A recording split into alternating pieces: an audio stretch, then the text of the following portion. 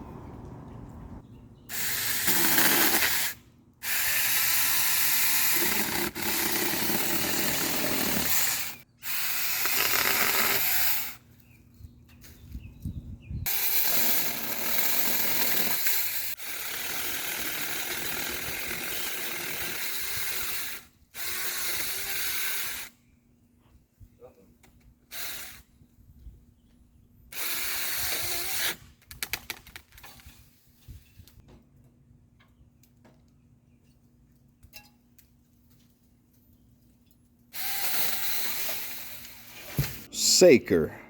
Make sure y'all like, comment, and subscribe. And make sure you hit that notification bell so you stay updated for future videos. See you soon.